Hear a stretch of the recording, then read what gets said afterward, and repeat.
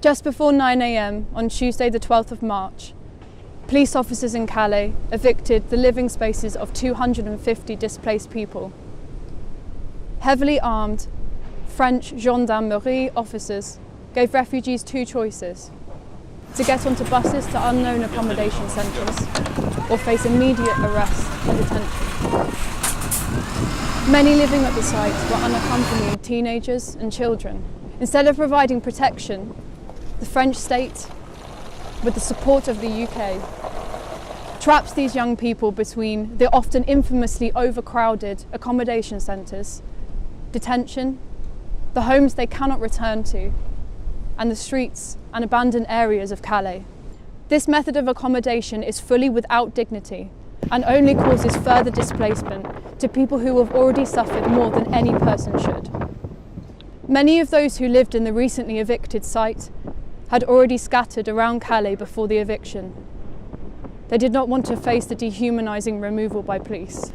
What little community they had already established is now destroyed.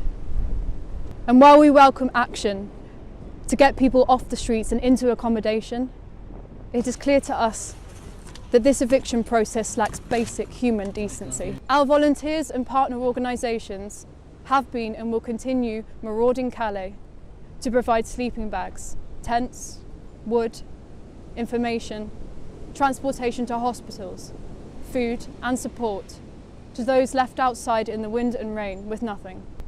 The constant destruction of tents and confiscation of blankets and sleeping bags is used by the French government to create as hostile an environment as possible in Calais.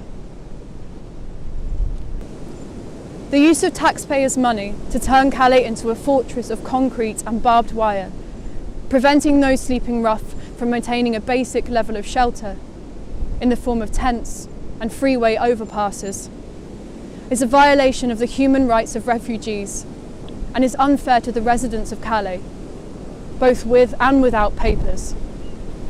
The lack of safe passages for refugees to claim their right to asylum under international law often leads to injury and death.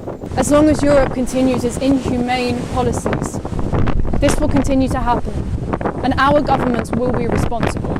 Join us in condemning this hostile environment and call upon your elected representatives to speak with us and work out a more effective and more humane solution to this crisis in Calais.